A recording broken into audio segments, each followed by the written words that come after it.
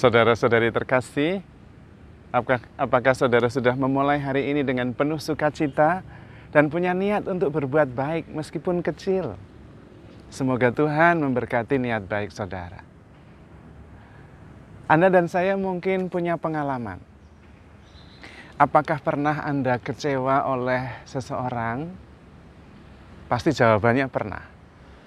Apakah pernah kecewa oleh seorang sahabat yang dulunya baik sekali, tiba-tiba berubah menjadi tidak baik? Pasti jawabannya pernah.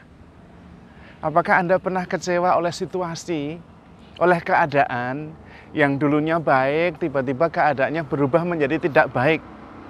Pasti pernah. Sekarang ini jelas kita mengalami situasi yang mencekam, situasi yang membuat kita tidak bebas, merasa terancam, tertekan. Kenapa? Karena orang itu berubah-ubah, keadaan juga berubah-ubah. Dan memang hidup itu tidak mudah. Dan karena itu seringkali kita mengalami kesulitan. Namun, kita bisa yakin bahwa Tuhan tidak pernah berubah. Tuhan selalu baik, Tuhan selalu peduli. Seluruh kitab suci itu berisi tentang bangsa Israel yang tidak setia, tidak setia, dan tentang Allah yang selalu setia dan selalu mengasihi. Maka kalau di dalam Injil Yohanes bab 8 ayat 32 dikatakan bahwa kebenaran itu akan membebaskan engkau, maka mengetahui kebenaran itu sungguh-sungguh membebaskan.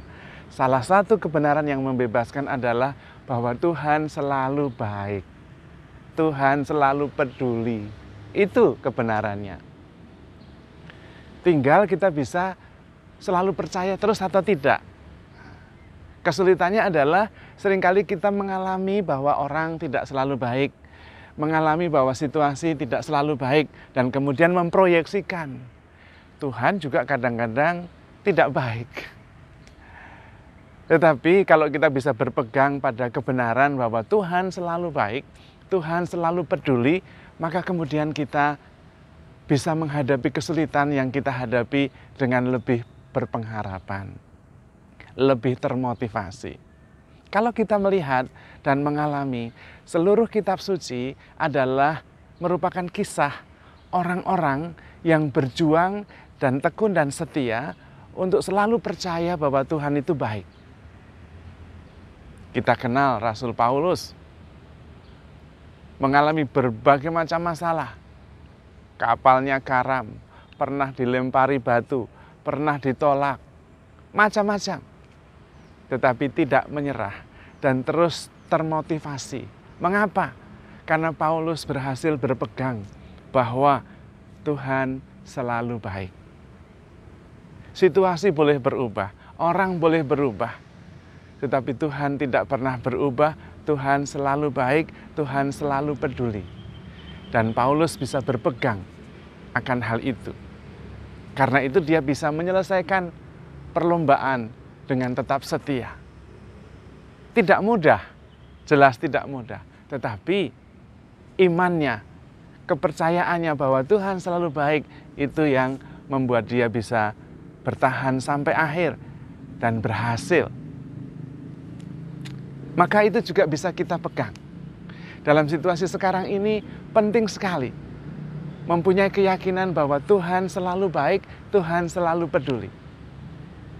Justru saya ingin mengajak kita semua belajar dari tokoh-tokoh yang bertahan, yang bertekun dan setia pada iman, pada kebenaran bahwa Tuhan itu selalu baik, Tuhan itu selalu peduli. Apapun yang terjadi.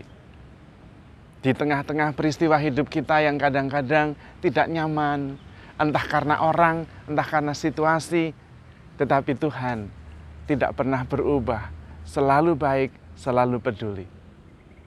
Saya ingin mengajak Anda semua fokus pada apa yang bisa Tuhan lakukan atas hidupku, atas peristiwa yang kualami, atas situasi yang terjadi.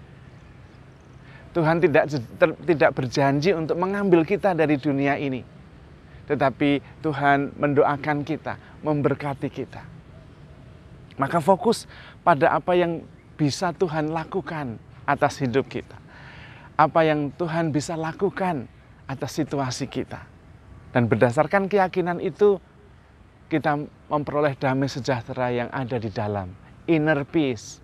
Dan kemudian kita tidak berfokus pada diri sendiri terus-menerus. Dari situ kemudian kita mempunyai harapan, tidak takut, tidak khawatir. Hidup memang sulit, tidak usah dijelaskan. Situasi memang berat, tidak perlu penjelasan. Yang perlu adalah keyakinan bahwa Tuhan selalu baik. Dan Tuhan bisa bertindak karena peduli. Maka justru kita fokus kepada kebaikan Tuhan dan apa yang bisa Tuhan lakukan atas hidup kita. Dan kemudian kita berpindah dari rasa takut dan khawatir kepada pengharapan dan iman. Dan karena itu, dalam situasi seperti ini, kita tidak lagi sibuk mengatasi perasaan sendiri yang gundah, galau, takut, khawatir. Tetapi kemudian bertindak berdasarkan keyakinan, berdasarkan iman kita. Sekarang ini kita bisa bertindak justru membawa harapan. Yaitu melalui pengetahuan, melalui relasi yang kita punya. Karena banyak orang yang ingin tahu bagaimana dan apa yang harus dilakukan kalau terkena virus COVID-19. Kalau kita mengetahui, mempunyai pengalaman, kita bisa berbagi, bertindak, melakukan sesuatu. Sekarang ini kalau ada pengetahuan tentang bagaimana bisa mendapatkan tabung oksigen, kita bisa berbagi karena banyak orang mencarinya. Sekarang ini kita bisa ikut menggunakan media sosial untuk mencari siapa orang yang bisa menjual obat-obat yang dibutuhkan untuk saudara-saudara yang sedang terkena virus COVID-19. Kalau kita fokus pada apa yang bisa Tuhan lakukan atas hidup kita, kita kemudian berhenti khawatir dan kemudian mulai bertindak, melakukan kebaikan meskipun kecil. Entah itu memberi informasi bagaimana harus bertindak ketika terkena COVID, memberi informasi di mana bisa mendapatkan obat yang dibutuhkan, bisa memberi informasi di mana kita bisa mendapatkan tabung oksigen. Banyak hal bisa kita buat. Dan kemudian kita bisa berpindah dari diri kita sendiri, dari perasaan takut kepada Tuhan. Apa yang bisa Tuhan lakukan atas hidup kita. Berpindah dari kekhawatiran kepada pengharapan. Dan kemudian kita tidak diam saja, tetapi bertindak. Dan persis itu yang Tuhan mau. Kita bertindak, melakukan sesuatu, mengatakan yang membawa harapan, melakukan yang membawa kekuatan, yang membesarkan hati, kendati kecil. Seperti cahaya lilin, meskipun kecil, dia bisa menerangi kegelapan. Maka, mari kita fokus pada Tuhan yang selalu baik, Tuhan yang selalu peduli itu, dan kemudian fokus apa yang bisa Tuhan lakukan, apa yang bisa Tuhan buat atas hidup kita. Hidup kita memang akan selalu penuh tantangan. Situasi akan terus berubah, tetapi Tuhan tidak pernah berubah.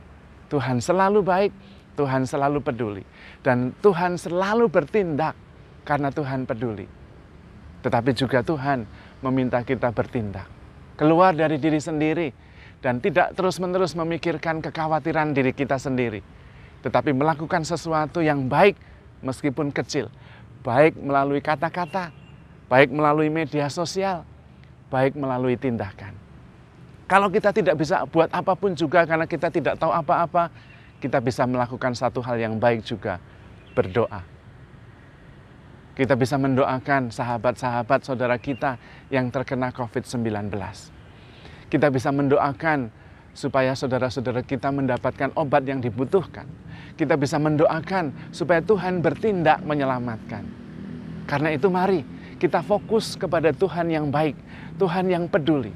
Apa yang bisa Tuhan lakukan atas hidup kita, atas hidup saudara-saudara kita. Dan bukan fokus pada diri sendiri, yang ujung-ujungnya hanya membawa kekhawatiran, ketakutan, kegelisahan.